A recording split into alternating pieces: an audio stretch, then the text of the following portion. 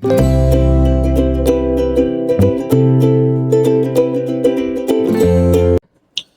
sejahtera, selamat datang ke channel Fels Lifestyle. Baru-baru ini kita digemparkan dengan satu lagi kejutan di mana kali ini bukan pembangkang, bukan ahli parlimen Perikatan Nasional, bukan ahli pembangkang ataupun bersatu yang terlibat dengan rasuah. Kali ini setiausaha politik Anwar Ibrahim, setiausaha politik Perdana Menteri, di mana Albert Tay mendakwa memberi lebih 600.000 kepada setiausaha politik kanan Perdana Menteri. Nah, isu ini menjadi cerita paling panas pada ketika ini. Adakah ini melibatkan skandal rasuah Sabah? Apabila ahli perniagaan Albert Tay yang sebelum ini menyerang GRS berhubung pembatalan lesen mineral, lesen penerokaan mineral, membongkar maklumat mengejutkan beberapa hari sebelum PRN. Diakini mengaitkan setiausaha politik kanan PM Anwar, Samsul Iskandar dalam skandal perlombongan, mendakwa memberikan Rm629.000 kepada Samsul. Nah, saudara-saudara, adakah ini berkaitan dengan skandal rasuah Sabah, berkaitan dengan parti GRS? Albert Tay juga mendakwa dia mempunyai bukti uang tunai bertukar tangan. Oke, sebelum saya teruskan, izinkan saya perkenalkan sebentar. Ini adalah terapi imun transfer factor. Kepada Anda di luar sana yang ada masalah kesehatan, penyakit berulang, bawasir, kencing manis, kolesterol, darah tinggi, apa saja masalah kesehatan, terapi imun adalah jawaban kepada doa Anda. Sekiranya Anda ingin mendapatkan tips terapi imun, Anda boleh menghubungi nomor yang tertera. Rm20.000 8 November 2023 di Kota Kinabalu. Rm100.000 di KL 24 November 2023. 100.000 di Bukit Pucong 15 Desember 2023, 50.000 di Kuala Lumpur 22 Januari 2024, 50.000 di KL 26 April 2024, dan USD 6.000 di KL 3 Oktober 2024. Dalam kenyataan, Tay mendakwa dia diperkenalkan dengan Samsul oleh seorang wanita yang didakwa sebagai proksinya. Nah, benar atau tidak Anwar terlibat dengan rasuah ini, ataupun kalau memang ada rasuah? Dan yang menggemparkan, benar atau tidak, adakah PMX disebut di dalam isu skandal rasuah ini? Dalam satu dapatan maklumat yang saya lihat di FB dari Raja Syahrim, ada rekaman video kaitkan PMX dengan isu GRS. Aku serahkan pada JCOM dan tim kom yang hebat dan bijak untuk handle. Aku ni outsider. Saya yakin Anda juga mengetahui ada satu video viral di mana ada pengakuan video ini. Jadi kita tidak tahu sejauh mana kesahihan berita rasuah ini. Tapi kalau benar isu politik Anwar ini terlibat dengan rasuah, dan kalau benar beliau ini terlibat berkaitan dengan rasuah, skandal rasuah di Sabah yang melibatkan JRS, adakah tidak mustahil untuk Anwar juga akan disiasat?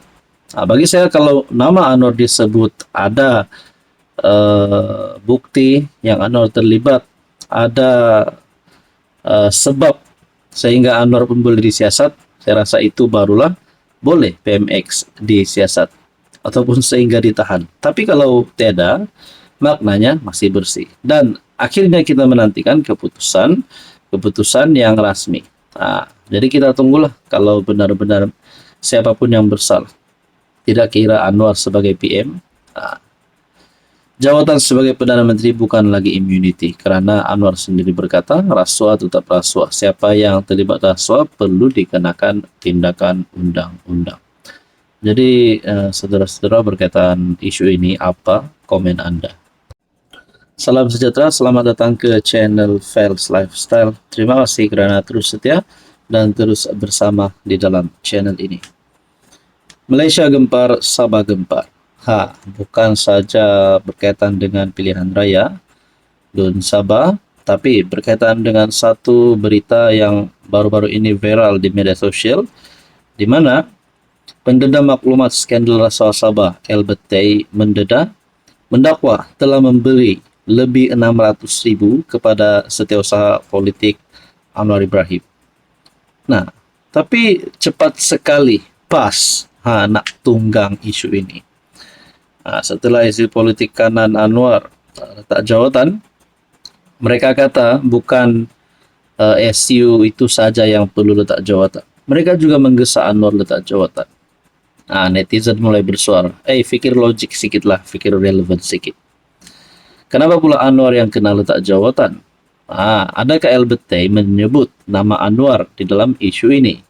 Adakah Albert Tay berkata beliau memberikan rasuah, memberikan duit kepada Anwar Ibrahim?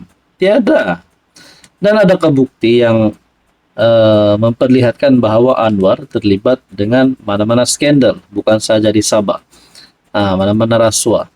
Nah, pada akhirnya apa yang berlaku kepada PAS, kepada Perikatan Nasional, setelah mereka menggesa Anwar untuk letak jawatan? Cepat sekali mereka nak tunggang isu ini kan? Ini balasannya. Tapi sebelum saya teruskan, izinkan saya perkenalkan. Ini adalah terapi imun transfer factor. Kepada Anda di luar sana yang ada masalah kesehatan, penyakit berulang, kencing manis, kolesterol, darah tinggi, diabetes, penyakit melibatkan jantung, buah pinggang, dan apa saja masalah kesehatan Anda, terapi imun adalah jawaban kepada doa Anda. Sekiranya Anda ingin mendapatkan tips terapi imun, Anda boleh menghubungi nomor yang tertera. Dalam satu kenyataan di FB, Norman Radzwan, Setpol PMX ambil tanggung jawab. Pikul kes ke atas dirinya tanpa bebankan kerajaan. So, kenapa PMX disuruh letak jawatan? Sedangkan anak MB Perlis dan menantu Presiden PAS terlibat kes rasuah, tak ada pula suruh MB atau Hadi letak jawatan. Ini satu tulisan padu dari FB Norman Radzwan. Jadi, saudara-saudara, apa maksudnya di sini?